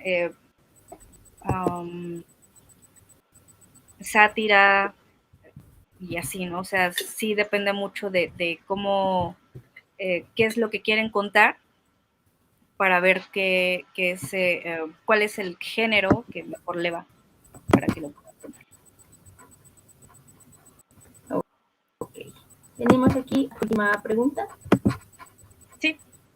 De Rafael Peña, y nos pregunta, ¿cómo sería un nombre en el Viaje de la Heroína? No aplica. Es que esto tiene que ver como mucho dentro de este asunto que les hablo del feminismo. Entonces sí es exclusivo de un personaje mujer dentro de la perspectiva de género. Entonces en el caso del Viaje del Héroe, allí sí podría entrar una mujer, ¿no? Ahí sí puede ser hombre o mujer, pero en el Viaje de la Heroína no se puede. Ok. Por último tenemos otra pregunta, dice, interesante, ¿en qué ejemplo de historias podríamos encontrar? Actualmente no hay ejemplos que tenga de heroínas en videojuegos, porque es una teoría como muy reciente y apenas se está experimentando en literatura. Entonces, pues sí es,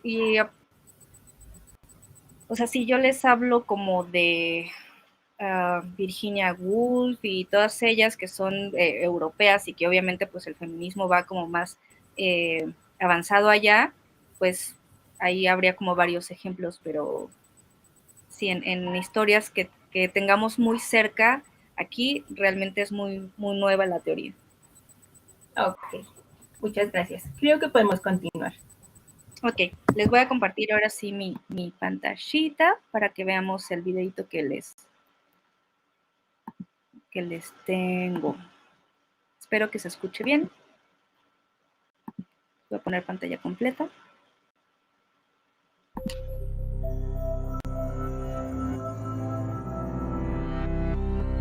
No sé si se está escuchando.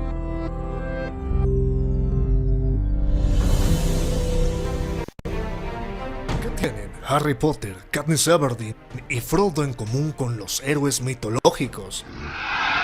¿Qué tal si les digo que todos son variantes del mismo héroe? ¿Lo creerían? Joseph Campbell lo creyó. Estudió mitos de todo el mundo y publicó un libro llamado El héroe de las mil caras, en el que recuenta docenas de historias y explica cómo cada una representa el monomito o el viaje del héroe. ¿Qué es pues el viaje del héroe? Piénsenlo como un ciclo. El viaje comienza y termina en el mundo ordinario de un héroe, pero la búsqueda pasa por un mundo desconocido y especial. Por el camino hay varios sucesos cruciales. Piensen en su libro o película favorita. ¿Siguen este patrón? Status quo. Es ahí donde empezamos. Una en punto. Llamado a la aventura. El héroe recibe un misterioso mensaje, una invitación, un reto. 2 en punto. Asistencia. El héroe necesita cierta ayuda, quizás de alguien mayor, más sabio. 3 en punto. Partida. El héroe cruza el umbral de su hogar normal, seguro, y entra al mundo especial y a la aventura. Ya no estamos en el mundo real. 4 en punto. Contiendas. Ser un héroe es un trabajo arduo. Nuestro héroe soluciona un acertijo, ultima un monstruo, escapa de una trampa. 5 en punto. Encuentro. Es hora de enfrentar la mayor prueba, el peor miedo del héroe. 6 en punto. Crisis. Esta es la hora más oscura del héroe. Se enfrenta con la muerte e incluso puede morir solo para renacer.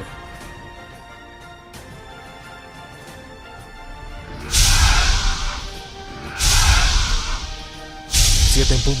Tesoro. Como resultado, el héroe reclama algún tesoro. 8 en punto. Resultado.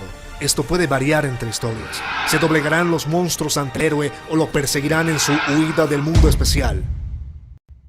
9 en punto. Retorno. Después de toda la aventura, el héroe retorna a su mundo ordinario. 10 en punto. Vida nueva. Esta búsqueda ha cambiado al héroe, ha dejado su vida pasada. 11 en punto. Resolución. Todo el enredo de tramas queda enderezado. 12 en punto. Statu quo. Pero llevado a un nuevo nivel, nada es igual una vez que uno es héroe. Muchos libros y películas populares siguen esta vieja fórmula muy de cerca. Veamos que también se ajusta los Juegos del Hambre a este modelo del viaje del héroe. ¿Cuándo escucha Katniss Everdeen su llamado a la aventura que pone la historia en acción? Cuando en la lotería se anuncia el nombre de su hermana. ¿Y la asistencia? ¿Hay alguien que le ayude en su aventura? Haymitch. ¿Y la partida? Deja su mundo ordinario. Se sube al tren hacia la capital. Bien, captaron la idea. ¿Qué tienen ustedes en común con Harry Potter, Katniss Everdeen y Frodo?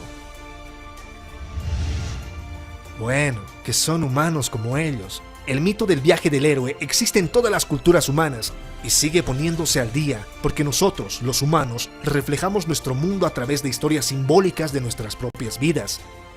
Dejan su zona de confort, tienen una experiencia transformativa de la que se recuperan y lo vuelven a hacer. No ultiman dragones o pelean contra Voldemort tal cual, pero enfrentan problemas igualmente temibles. Joseph Campbell dijo: en la cueva a la que temes entrar, yace el tesoro que buscas. ¿Cuál es la cueva simbólica a la que temes entrar? ¿Las audiciones para la obra de la escuela? ¿Las pruebas de béisbol? ¿El amor? Observen esta fórmula en libros, películas y programas de tele que vean. Sin duda, lo verán una y otra vez. Empero, también percíbanlos en sus propias vidas. Escuchen el llamado a la aventura, acepten el reto, conquisten su miedo y reclamen el tesoro que buscan. Y entonces, vuelvan a hacerlo.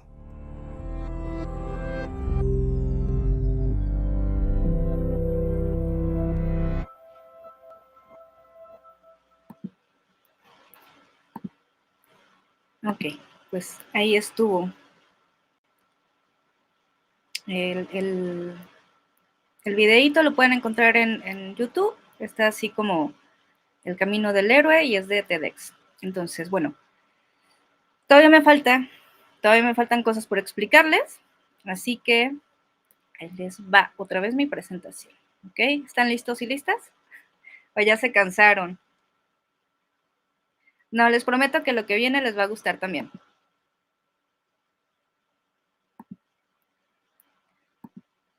Ok, bueno, ya vimos el videíto. Y ok, este diagramita que ven aquí es un análisis narrativo de la película de Volver al Futuro en 1985.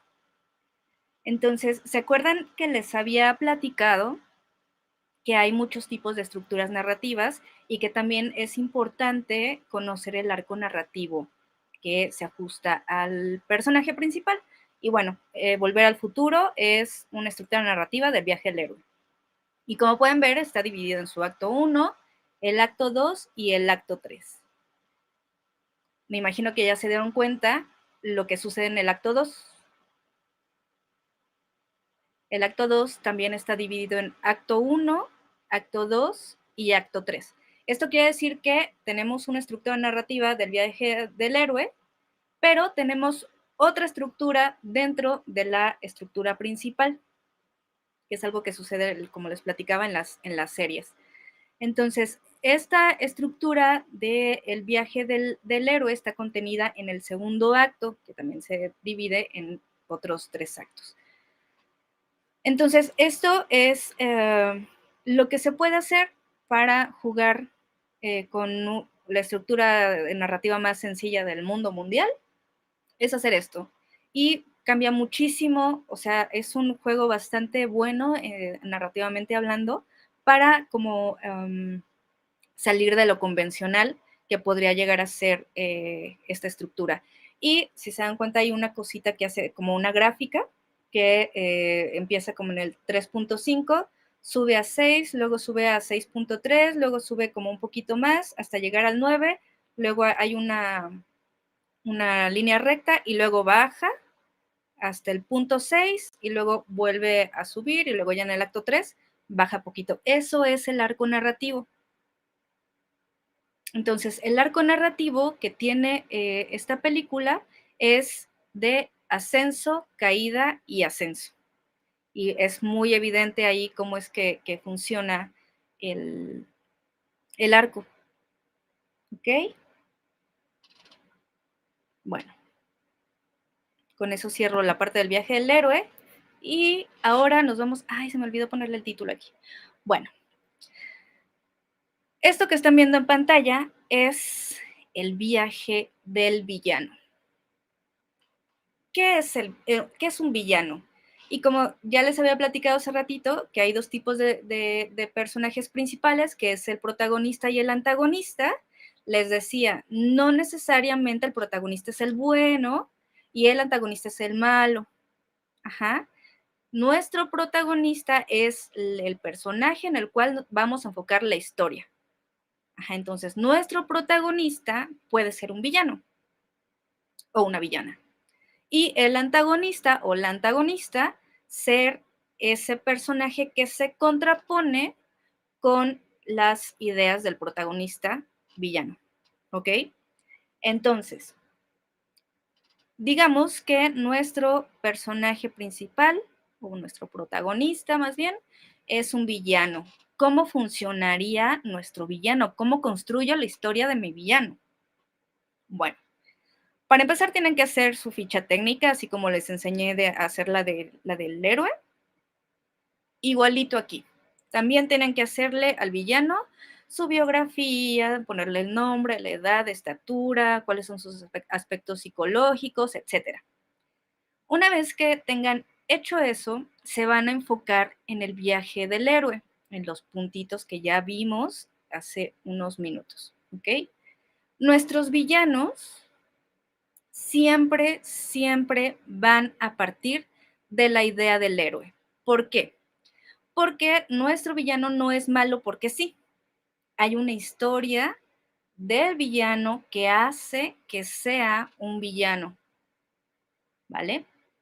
Entonces, ¿cuáles van a ser las diferencias de un héroe y de un villano? Aquí les pongo en el punto 1, en lo que sería el acto 1, o sea, el inicio, que el personaje tiene algún defecto. Obviamente, nuestro héroe tiene defectos, pero nuestro héroe no se deja llevar por ese defecto. O sea, lo tiene como controlado. Igual es así como muy arrogante, pero luego se acuerda de la princesa y se le pasa, ¿no? Algo así. Nuestro personaje villano no. Nuestro personaje villano sí va a tener un defecto que le sea casi imposible manejar. Aquí les pongo algunos ejemplitos. Puede ser iracundo, puede sentir mucho odio por la humanidad, puede ser muy avaro, puede ser muy arrogante. O sea, tiene que ser un defecto que realmente le genere un problema bastante grave. O sea, que de plano no pueda con él. Sin embargo, va a ser intento de no caer en ese defecto, o de no explotar, pues, en ese defecto, o si explota, tratar como de resolver los conflictos que creo a partir de esta explosión. Y va a tener, así como nuestro héroe, influencias positivas, que pueden ser sus amigos, puede ser que tenga alguna creencia moral muy fuerte, puede ser que sea muy religioso y que su religión le diga, no, pues es que es pecado ser iracundo, ¿no? Y que diga, no, es pecado, me tengo que calmar, y tengo que ser bueno. Entonces se va a agarrar de esas influencias positivas para evitar que su defecto explote. Sin embargo, como lo que queremos es crear a un personaje villano, pues le va a ocurrir una tragedia. También al héroe le va a ocurrir una tragedia, pero como nuestro héroe no tiene este defecto, pues nuestro héroe va a vivir la tragedia y va a decir, chin, bueno, pues tengo que resolver, y va a tratar de resolverlo de la mejor forma posible. Nuestro villano no. Esta tragedia que le va a ocurrir, que sería como el plot point del primer acto, o sea, como el hecho que hace que cruce el umbral, es que la tragedia que le ocurre es como imperdonable, o sea, porque le gana su defecto. Entonces, siempre les pongo el ejemplo de, imaginen que el personaje es un papá y que llega alguien y le mata a su hijito. Pues obviamente se va a agarrar de este defecto supremo, que podríamos decir que es la ira, o la ira y el odio, que combinados pues hacen que nuestro personaje villano pierda la cabeza. Y si le mataron al hijito, pues la reacción natural que va a tener este personaje es ir tras las personas que mataron a su hijito. Entonces ya con ese ir tras cruzamos el umbral hacia el mundo extraordinario. Entonces lo que hará nuestro personaje es justamente hacer justicia por su propia mano. Va a asesinar a las personas que le mataron a su hijito y va a ser como la venganza. Cosa que no hace nuestro héroe. Nuestro héroe no se va a vengar, nuestro héroe lo que va a hacer es tratar de componer las cosas de la mejor forma posible. Nuestro villano no, a él le vale. Él va a hacer lo que según él quiere y no le va a importar nada más. Y aquí es donde empieza la parte de la caverna más profunda. Ya les platiqué que tiene influencias positivas, que pueden ser su esposa, amigos, creencias religiosas, lo que ustedes quieran. Bueno, pues en este punto, como ya le mataron al hijito, ya se vengó, pues no va a encontrar como una saciedad de eso, porque se sigue sintiendo que no se ha hecho como la suficiente justicia. Y puede ser que llegue el esposo y le diga, oye, es que no manches, no te pases de lanza, ya bájale, no sigas haciendo eso, deja que la policía se haga cargo. Él va a decir, a mí me vale. Y va a hacer a un lado todas esas influencias positivas que tenía. Le va a hacer más caso a su defecto. Y después ya vamos a la parte del castigo del personaje. Obviamente, como el personaje cometió un delito, bajo los influjos de este defecto que no puede controlar, pues lo van a castigar.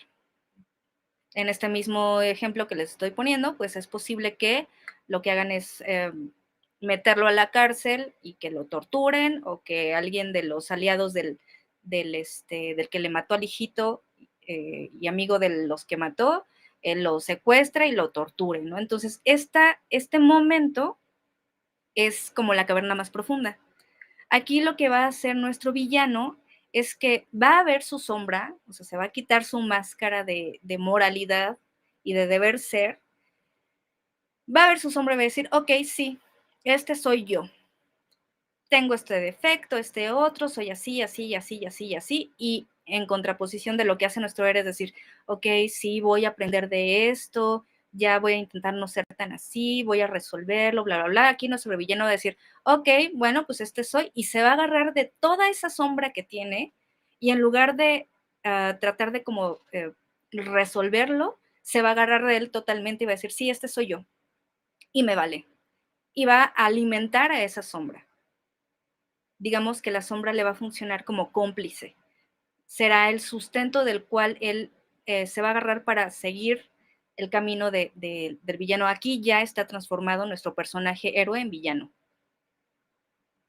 Y lo que va a ocurrir es que justamente ya cometió un delito y se le va a hacer fácil cometer otro, y otro, y otro. Entonces, él ya no está buscando el mejorar la situación. Él lo que está buscando es hacer lo que se le hinche la gana, porque ya no tiene quien lo ate al mundo ordinario que tenía antes. Y bueno, aquí ya nos vamos al tercer acto, donde, vamos, es como la resolución. Y la resolución de nuestro villano, en el mejor de los casos desde mi perspectiva, es que llegue al punto de no retorno. Es decir, él ya no va a buscar ser la persona buena onda que fue al inicio de la historia, ya no va a buscar ese lugar de héroe que quería, sino que como ya se abrazó a la sombra, se va a agarrar de ahí y ya no se va a mover de ahí. Eso en el mejor de los casos. También puede suceder que nuestro villano diga, chin, creo que sí me pasé de lanza, me arrepiento de todos mis pecados y regrese al punto de inicio donde él dice, bueno, ya me voy a portar bien, voy a ser bueno, se vuelve a agarrar de sus influencias positivas y así, pero como es un villano, otra vez le va a suceder una tragedia, otra vez va a explotar con su defecto, va a cometer algún delito, va a volver a caer en esa caverna profunda y así. O sea, puede como continuar con ese círculo vicioso. Entonces, así es como ustedes pueden crear un villano. El villano no le importa nada ni nadie más que él mismo. A diferencia del antihéroe, por ejemplo, el antihéroe va a realizar cosas que son moralmente inaceptables para la sociedad, pero él no lo hace porque sea un hijo y le valga, sino porque no encuentra una mejor manera de hacer las cosas. Y él sí se siente mal de cometer determinados delitos y él sí dice, pues chin, sé que debería hacerlo de otra manera, pero es que no tengo otras opciones y tengo que hacerlo así, de este modo. Y bueno, como no está haciendo sus acciones desde la maldad y el me vale y así, pues las repercusiones o los castigos que va a tener no van a ser como tan fuertes. Y bueno, también el contexto que quería ayudar o el objetivo que quería lograr, pues sí lo va a lograr bien. El villano no. El villano va a tener un objetivo, no lo va a lograr, le van a surgir todos sus miedos, se va a olvidar de sus virtudes y pues se va a quedar así como en su maldad. Y bueno, aquí les enseño la estructura narrativa de la película de Joker, que pueden ver que justamente tiene su acto 1, su acto 2, su acto 3 y el arco narrativo, la manera en la que se mueve, que también es de ascenso, caída, ascenso. O sea, él logra el ascenso justamente cuando pues ya está totalmente transformado en este villano que es. Entonces, bueno, espero que haya quedado claro. De todos modos, ahorita vamos a platicar de sus dudas y pues ya para finalizar mi presentación y que sigamos platicando acá en el chatcito, pues les dejo la frase de Harvey Dent que dice, mueres siendo un héroe o vives lo suficiente para volverte en un villano.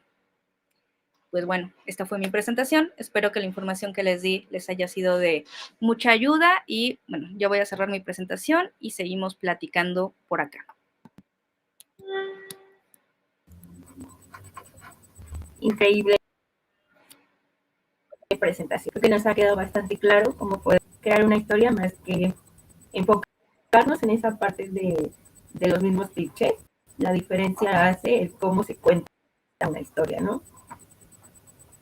Sí, sí, así es. Sí, son pues unos pasos bastante similares. Por eso les presenté también primero el viaje del héroe, porque con base en eso ya pueden hacer villanos y héroes a lo desgraciado. Así es.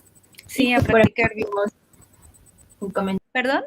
¿Sí? Por aquí tenemos un comentario de Ricardo, dice, excelente charla, felicidades al trabajo del equipo de Mermelada de Juegos y como siempre, gran plática de Raquel Ayala. Gracias. Por acá, Víctor nos dice, muy útil e interesante, muchas gracias por ello. Ahora a practicar. Sí, denle. Analicen todo lo que vean. Eso les va a ayudar muchísimo. Sí, así es. Me entró una duda, dice Mr. Freezy de Batman, ¿cómo se catalogaría? ¿Es un villano o un antihéroe? Su objetivo es salvar a su esposa, lo hace por alguien más. Yo creo que es un antihéroe. Uh-huh. Sí, sí, sí. Les digo, los antihéroes tienden a irse como, o a salirse como de lo moralmente aceptable en la sociedad, pero no lo hacen por maldad, sino porque no tienen de otra. Pero o sea, detrás de eso su objetivo es noble. Entonces así los pueden diferenciar. Okay. El villano le vale totalmente. Excelente. ¿Y de qué forma podrías recomendarnos tomar toda esta información tan importante e interesante a la hora de crear una historia para una Game Jam? Ah, buenísima pregunta. Sí, miren, les voy a dar la clave. Lo primero que tienen que hacer es pensar de qué quieren hablar, o sea, cuál es el tema que quieren tratar. Como les decía al inicio de la charla, no se cuentan historias nada más así porque, pues se me hace que esto está bonito y ya, sino que tienen que realmente pensar cuáles son los temas que les pueden, o sea, que pueden hacer que el público conecte, porque acuérdense que tienen que conectar, tienen que comunicar algo para poder vender esta hipótesis que ustedes tienen. Entonces, ya que tienen esos temas, lo que van a hacer es, como les decía, generar su personaje, su ficha de personaje. Después de que tienen eso, hagan una escaletita con base en estos 12 puntos del héroe. Entonces van a decir, ok, punto 1, mi héroe llamado Rafael vive en Iztapalapa y está como muy feliz ahí con su familia. Punto 2, llamado a la aventura. Le roban la bolsa del mandado a la mamá de ¿de qué había dicho? Ya se me olvidó el nombre que le puse. De él. Y pues ya, ¿no? Luego, paso 3, rechazo a la aventura. Y así, hagan la escaleta como muy a grandes rasgos. Digan, paso 1, a fulanito le va a pasar esto y esto y esto y esto. Punto 2, le va a pasar esto y aquello y bla, bla, bla. Y así, con base en lo que les acabo de decir, de ahí se van del punto 1 al punto 12. Y luego, pues obviamente, si se va a enfrentar a distintos voces, pues se agarran en la parte donde se enfrentan con los aliados y así, lo pueden ir metiendo. Pues entre el punto, ¿qué será? Entre el 6 y el 8 va a haber un boss. Luego, del 6 al 7 va a haber un boss que va a tener este tipo de habilidades y pues o sea, va a estar facilito, pero pues sí le va a costar trabajo. Del punto 7 al 8 habrá otro boss. Y así lo pueden ir alimentando. El punto es que tengan esta escaleta que les sirva como guía para saber qué va dentro de qué cosa y puedan ir como creciendo su historia. Ya en lugar de que el primer punto sea un renglón de lo que va a suceder, pues ya pueden escribir un párrafo ya más descriptivo de lo que va a tratar ese punto, de lo que le va a pasar al personaje, de cómo se va a mover. Entonces, así es como lo pueden hacer. Ok, excelente. Aquí tenemos otra pregunta de Alejandro. Dice, hola, ¿consideras que aunque tengas una historia increíble, si al final es malo, toda la historia se vuelve mala? No necesariamente que la historia se vuelva mala, pero sí cuando se te cae una historia al final, ya no hay como... Es que la finalidad de las historias es justamente el cerrar este círculo de catarsis que decía Aristóteles. Esta catarsis a lo que nos ayuda es él le decía, purificación del alma, que es la catarsis. Entonces, cuando estamos siguiendo una historia y de repente llegamos al clímax del acto 3, que es como el donde todo tiene que explotar y no explota, simplemente el público no va a alcanzar a llegar a esta catarsis. Entonces nos vamos a quedar así como, ok, y luego, y vamos a sentir no que la historia es mala, sino que le invertimos tiempo a algo que no tuvo sentido al final. Ajá, Claro. entonces no es que sea malo, pero pues sí, como que se siente muy feito. Sí. Sí.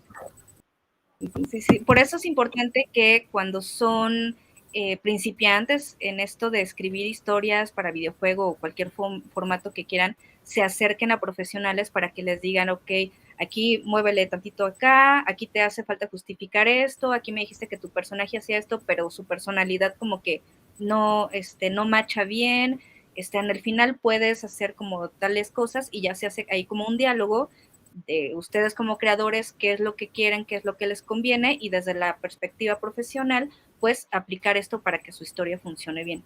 Entonces, sí es algo bastante importante, o aunque no sean profesionales, un día lleguen con su mamá o su papá o sus hermanos o la novia, el novio, y cuéntenle la historia. Mi historia va de esto y esto y esto y esto y esto y esto y esto, ¿qué te parece? Y ya te van a decir, no, como que siento que te falta algo. Y también ustedes, al escucharse hablar de su propia historia, van a decir, no, como que aquí le hace falta algo o como que esto no tiene sentido. Entonces también es muy importante que hablen constantemente de esta idea de historia que tienen.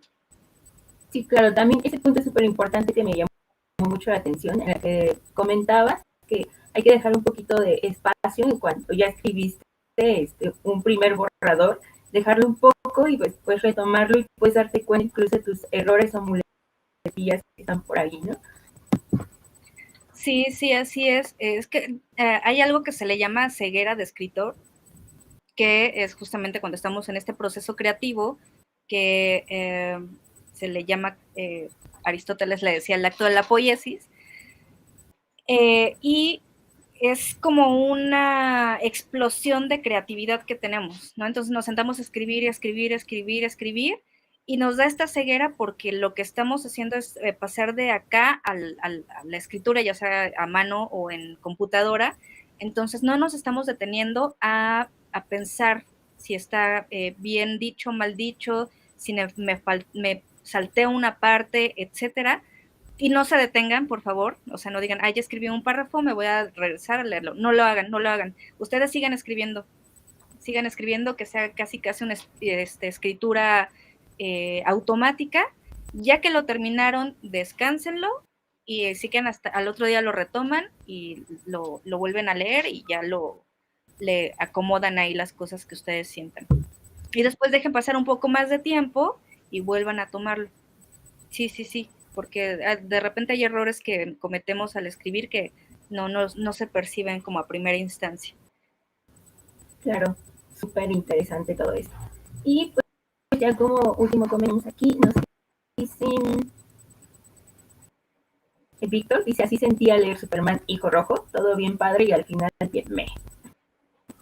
Sí, así es. Sí. Y luego es que también hay gente que alarga mucho el acto 2.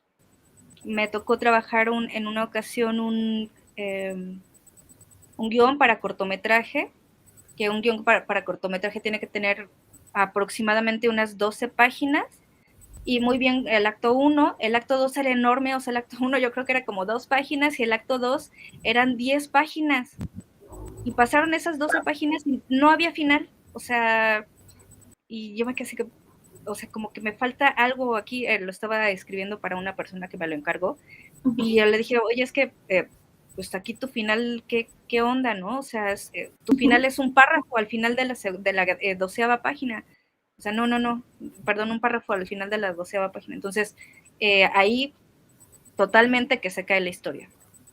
Claro. Porque el personaje nada más estuvo como caminando y haciendo cosas sin ningún objetivo en sí.